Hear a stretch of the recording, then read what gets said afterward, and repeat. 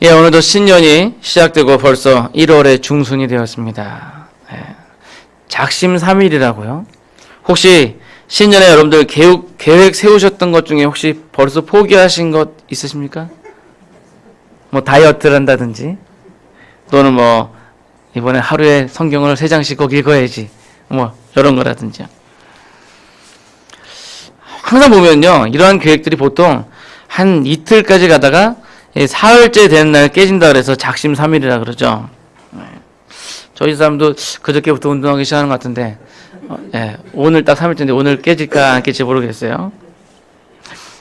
사실 저도 어려서부터 이게 항상 이렇게 작심을 하면요, 꼭 그렇게 깨졌어요. 근데 나중에 이제 요령이 생기더라고요. 그래서 아예 깨질 걸 생각하고, 깨질 걸 생각하고 해요. 하다가 깨지면 좀 쉬다가 또 다시 해요. 계속 그렇게 아예 깨질 걸 전제로 하고 하니까 그래도 좀 낫더라고요. 그러니까 여러분도 포기하지 마시고요. 3일째에 대해서 깨졌다. 그래도 포기하지 마시고 또 계획을 세워서 또 계속 하시기 바랍니다. 그렇게 하다 보면 여러분들 하나의 목표를 달성할 수 있을 줄 믿습니다. 오늘 본문 말씀은요, 우리에게 참 위로가 되는 말씀이에요. 하나님께서 우리를 인도해 주시는데 우리가 독수리의 날개치며 올라감 같은 새 힘을 얻게 될 것이다 라고 말씀을 하는 거죠. 근데 문제는 우리가 매일 살아가는 동안 우리는 참 피곤합니다. 그렇잖아요.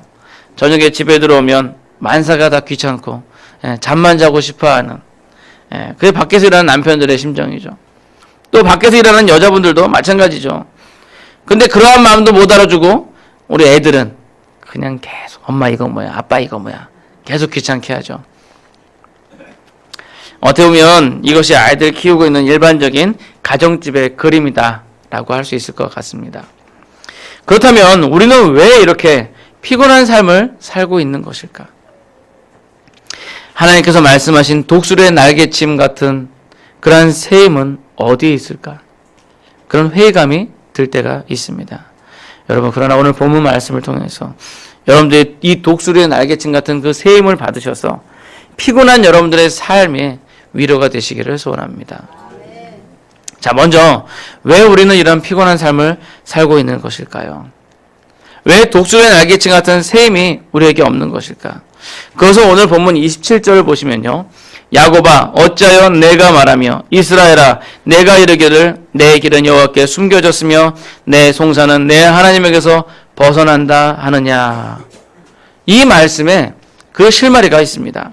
즉 이스라엘 사람들은 삶을 살아가면서 자신들에게 닥쳐오는 많은 일들 가운데서 하나님을 의지하기보다는 자기의 힘으로 무엇인가 다 하려고 한다는 거죠. 그러기에 이 일은 하나님께 숨겨져 있고 하나님께서 이 사정을 알지 못하실 것이다, 하나님께서 보지 못하시는 부분이다 라고 단정하고 있다는 거예요. 결국 하나님께 그 짐을 맡기지 못하고 자기가 하려고 하다 보니까 독수리 날개치 같은 새 힘을 얻지 못하고 힘들어하는 것이죠. 사실 제가 운전을 꽤 오래 했습니다. 제가 운전면허를 딴 게 94년도거든요. 그러니까 한 24년 정도 됐네요. 24년. 근데 운전을 시작한 것은 실제로 한 97년 정도예요. 그때 누가 주셔가지고 저 사랑하는 에마 T코를 제가 받아가지고 그걸 열심히 운전했어요. 그 당시에는 참 아주 유용했어요. 10,000원짜리 한 장 가지고 주유소 가서 만땅이요 딱. 지금은 상상도 안 되죠. 근데 10,000원짜리 한 장 가지고 만땅이요 딱 그럴 때였어요. 근데 사실 제가 제일 먼저 운전했던 건 95년도였어요. 95년도 어디에서냐면요, 망우중앙교회에서. 그때 제가 교사로 있을 때였는데, 그때 그 교회 주보를 찾아보라고 심부름을 시켰어요. 근데 그때 주보를 어디서 찾았냐면 저기 청량리 시조사 근처에 그쪽에 인쇄소가 있었어요. 그래서 이제 글로 찾으러 가는데 제가 차 끌고 갈게요 그랬더니 그걸 농담으로 던지 그래 그랬나 봐요. 그래서 차를 끌고 갔어요, 교회 차를. 그때 운전면허 따고 처음 운전하는 겁니다. 아주 용기가 있게 아주 그냥 끌고 갔는데, 자랑스럽게 끌고 갔는데, 어딘지 기억은 잘 안 나는데, 아무튼 저기서 가만히 서 있는 차를 옆에 툭 쳤어요. 근데 큰 사고는 아니고, 이게 처음 운전하다 보니까, 이 운전하시는 분들은 알 텐데, 이쪽 이 거리감이 좀 없어요. 처음 운전하는 사람은. 그러다 보니까 이렇게 운전하다 보니까 이쪽 감이 없으니까 툭 친 거예요. 근데 그 사람이 옆에서 이렇게 있다가 치는 거 보더니 저한테 보더니 운전을 어떻게 그렇게 하냐고 그러면서 이렇게 보더니 3만 원을 달라 그러더라고요. 근데 그때 돈 3만 원이면은 그렇게 적은 건 아니었거든요. 근데 지금 와서 생각해 보니까 제가 좀 바가지를 썼어요. 왜냐면 범퍼가 찌그러진 것도 아니고 살짝 키스를 해가지고 페인트만 약간 묻은 거였거든요. 그러니까 저희 교회 차도 이상이 없었고 그 차도 이상이 없었어요. 근데 그거를 3만 원을 달라 그러는데 초보니까 그냥 3만 원을 덜썩 드렸죠. 참 지금 생각해 보면 참 그렇습니다. 그런데 운전을 처음 할 때는 그렇게 막 하고 싶죠. 근데 이렇게 한 20년 가까이 운전하다 보니까 지금은 운전이 노동이에요. 그죠? 그냥 조수석에 앉아가지고 편하게 가는 게 그게 속이 편합니다. 마음 먹고 경치를 구경할 수도 있고요. 또 먹고 싶은 것도 마음대로 먹을 수 있고 또 뒷사람과 이야기도 하고 잠도 잘 수 있잖아요. 네. 근데 운전대를 딱 잡고 있으면 어떻게 해요? 항상 전방 주시를 해야 되잖아요. 졸려도 잠은 안 되죠. 먹을 때도 시선 항상 앞에 있어야 되니까요. 특별히 제일 곤란한 때가 언제냐면 햄버거 먹을 때. 햄버거 먹을 때 이렇게 먹고 나서 보면 여기 막 잔뜩 흘려져 있어요. 예. 햄버거는 좀 나는데 그 파이가 있어요. 파이. 그거는 진짜 부스러기가 떨어지는데 아니 운전 끝나고 나면 여기 아주 그냥 장난 아닙니다. 가루가. 예. 이 길이 맞나 점검하고 행여나 잘못된 길을 가는 것은 아닌가 걱정하고 또 어디서 유턴해야 되나 고민하고 제일 두려운 건요. 횡단보도 앞에 있을 때 특히 꼬맹이가 부모 손 놓고 혼자 저쪽에 있을 때 야 저거 갑자기 튀어들어오는 거 아니야? 아마 운전하신 분들은 아마 다 실감하실 거예요. 그래서 저는 운전하는 것보다 옆에 타는 것을 좋아해요. 이것은 우리 인생도 마찬가지입니다. 여러분들의 인생의 운전대를 꼭 붙잡고 가시면요. 그 인생에 보이지 않고 캄캄한 앞길을 주시하시면서 가야 되고 옆 사람과 이야기할 틈, 잠잘 틈도 없습니다. 먹을 때도 시선을 앞만 봐야 되고 혹 잘못 가고 있는 것은 아닌가 고민하고 걱정합니다. 그러니 독수리의 날개침 같은 셈이 있을 수 있겠습니까? 여러분의 인생의 운전대를 여러분들이 계속 쥐고 있으면 여러분들의 삶은 계속 피곤하고 힘들 거예요. 그러나 여러분들이 그 인생의 운전대를 믿을 수 있는 예수님께 맡기신다면요. 여러분들은 쉼을 가지실 수 있을 것입니다.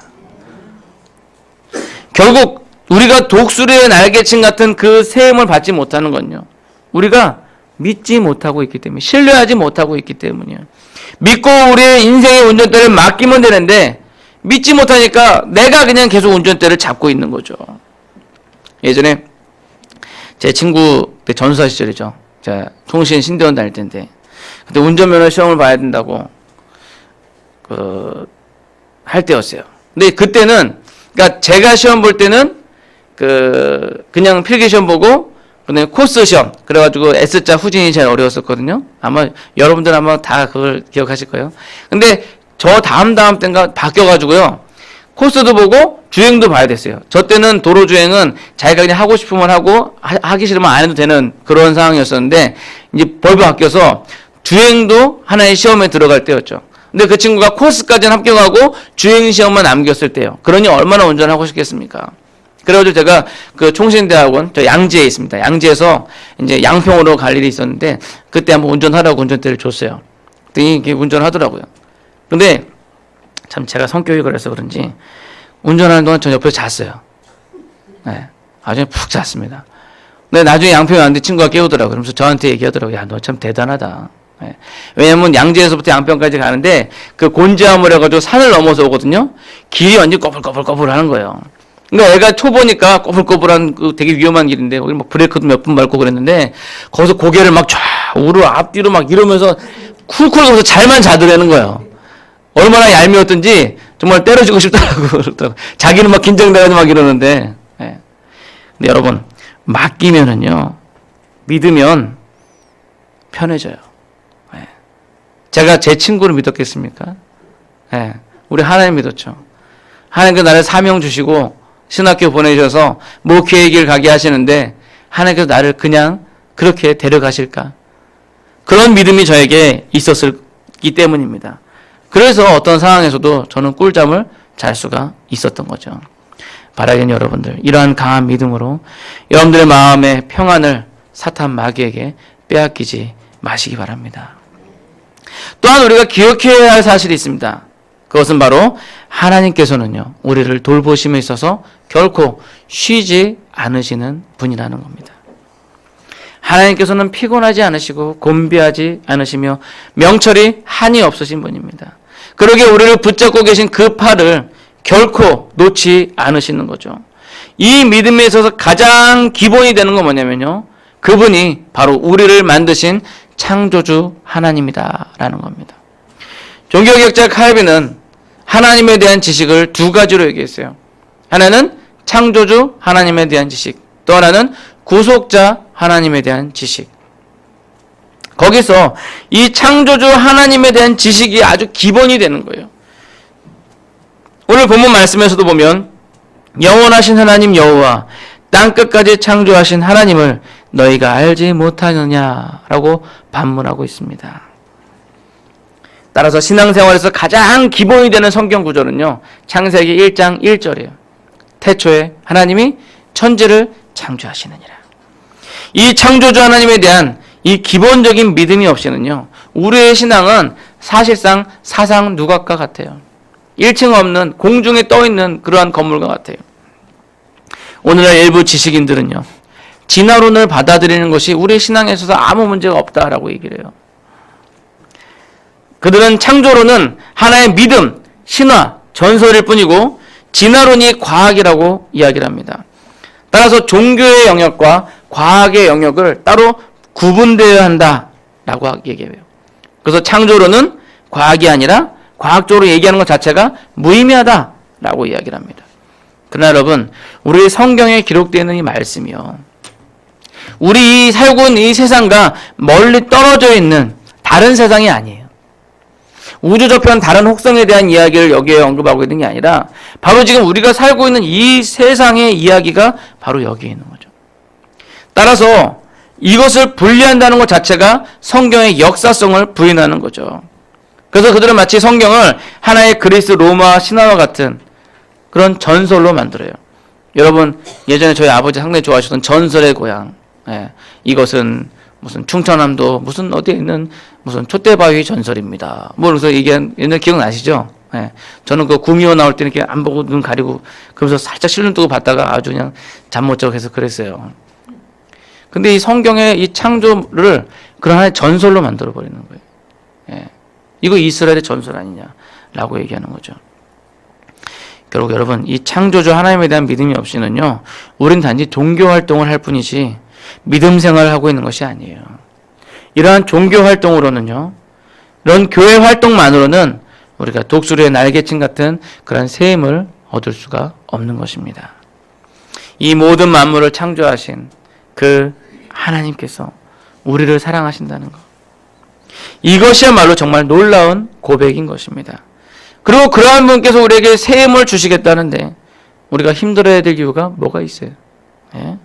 여러분, 그 믿음으로 하나님으로부터 오는 그 새 힘을 받아 누리시기 바랍니다. 자, 그러면 오늘의 하이라이트.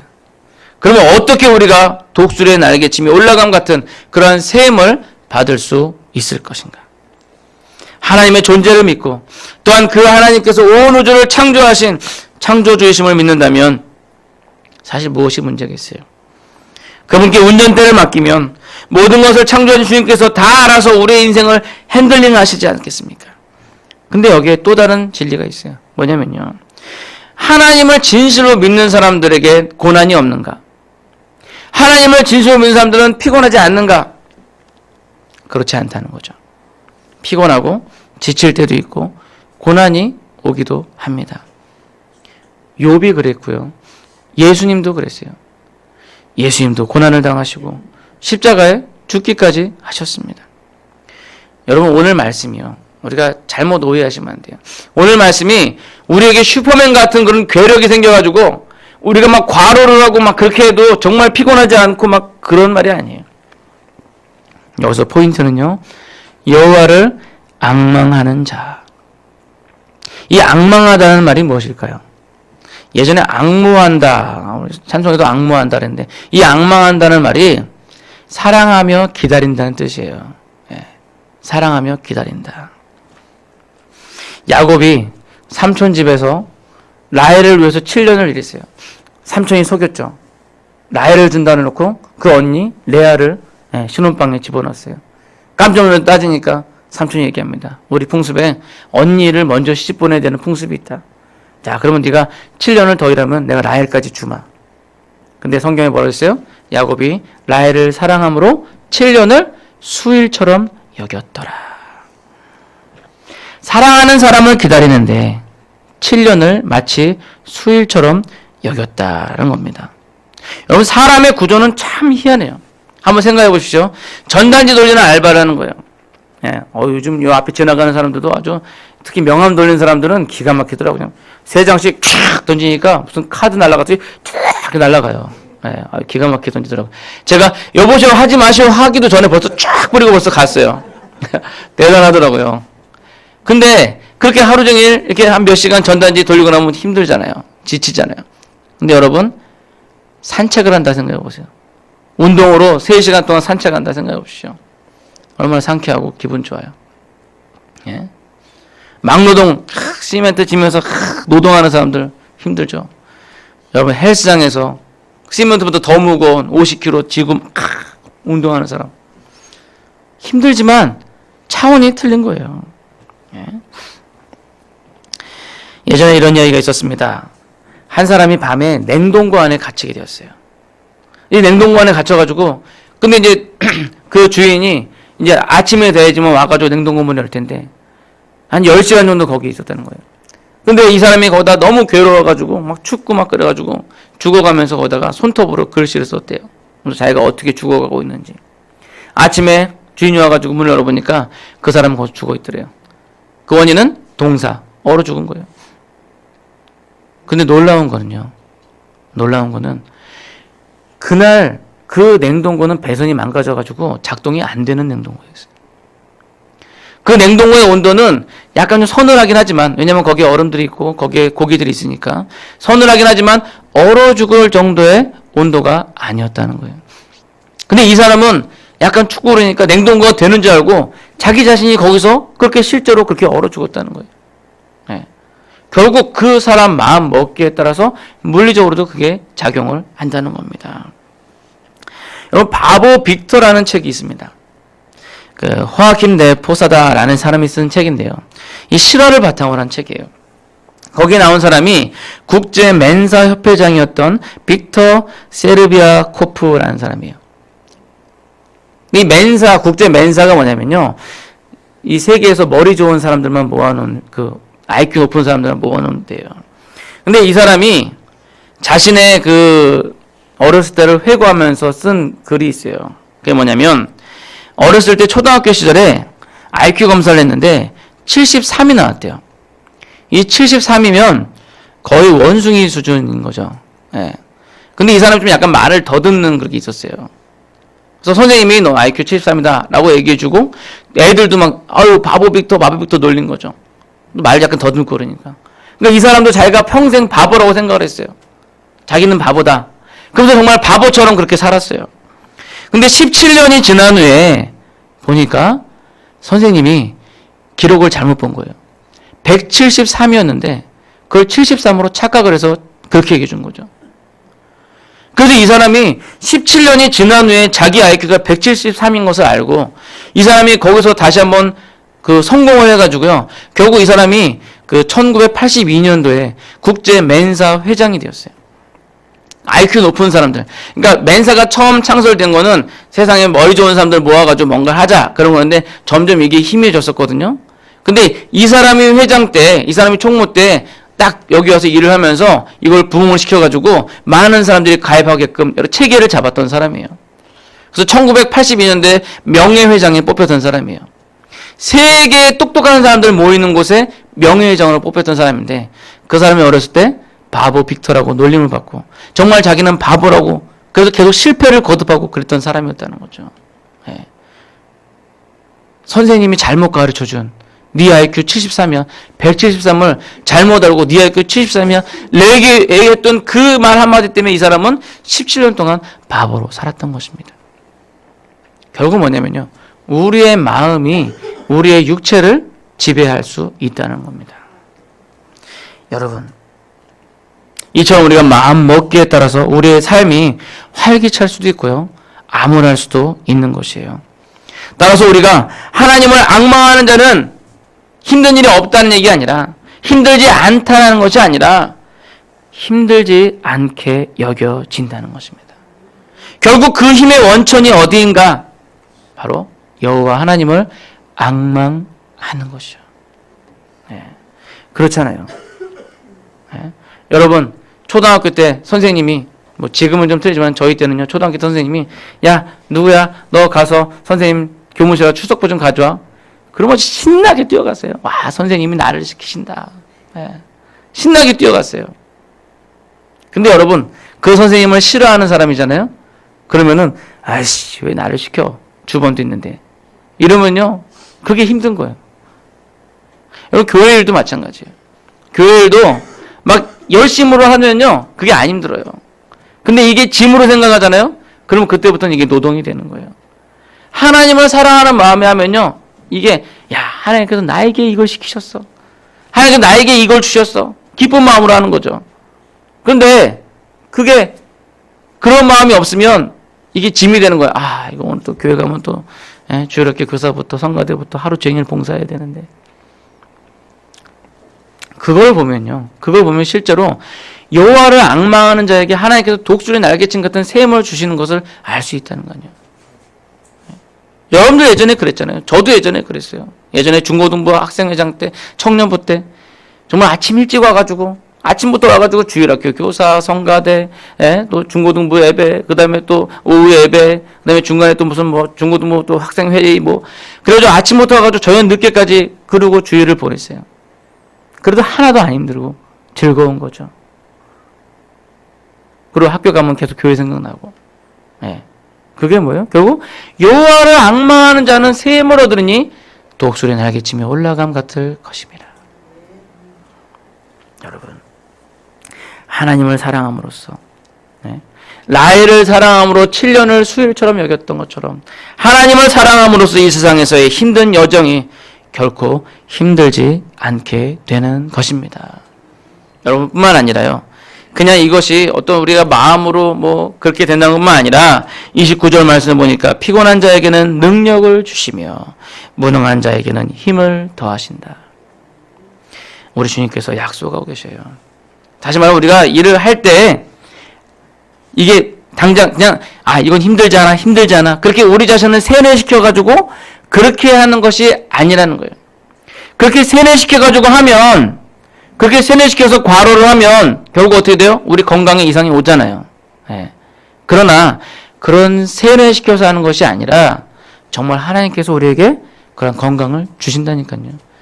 능력을 주신다니까요. 힘을 주신다니까요. 결국 하나님을 사랑하는 자들이 하나님을 기다리며 이 힘든 세상을 힘차게 나아갈 때 또한 우리가 믿는 살아서 역사하시는 그 하나님께서 우리에게 새 힘을 주신다는 것입니다. 결국 그 새 힘을 받기 위해서 우리가 해야 될 게 뭐냐? 바로 여호와 하나님을 앙망하는 것입니다. 이제 말씀을 맺고자 합니다. 2018년도에 초입에 우리가 와 있습니다. 작년 한 해를 지나고 여러분들에게 이 새해가 어떠한 의미로 다가오십니까? 작년도 그렇게 힘들었는데 올 한 해는 또 어떻게 버텨내라. 또 어떻게 버티면서 살아가야 되나. 여러분 그렇게 근심 걱정하십니까? 그러나 여러분들이 힘들게 여러분들의 인생길을 갈 때 여러분들 곁에서 여러분들을 응원하시면서 새 힘을 주시는 그 하나님을 기억하십시오. 여러분 하나님은 분명히 계십니다. 그 하나님께 여러분들의 인생의 운전대를 맡겨보십시오. 여러분들은 평안하실 수 있을 것입니다. 왜냐하면 그분은 이 세상 만물을 만드시고 주관하시는 창조주 하나님이시기 때문입니다. 뿐만 아니라 그분을 앙망하십시오. 그분을 사랑하며 기다릴 때 그 소망은 여러분들을 인내하게 하시고 새 힘을 얻도록 해 줄 것입니다. 참으로 바라기는 독수리의 날개치며 올라감 같은 그러한 새 힘을 우리 주 하나님으로부터 받아서 2018년도 새해를 활기차게 시작하시는 여러분들 되시기를 간절히 소원합니다. 기도하시겠습니다. 사랑의 하나님 참 감사합니다. 여호와를 앙망하는 자는 새 힘을 얻으리니 독수리의 날개침 같을 것이요 라고 말씀하신 그 말씀을 믿습니다. 그 말씀 믿고 저들 이 새해를 힘차게 나아가고자 하오니 만물을 창조하신 하나님, 모든 것들을 주관하신 하나님, 우리에게 새 힘을 주시옵소서. 그 하나님 신실하신 하나님, 지금도 쉬지 않으시는 그 하나님께 우리의 인생의 운동대를 맡기겠나이다. 주여 역사하시고 붙잡아 주시옵소서. 감사드리며 예수님 이름으로 기도합니다. 아멘.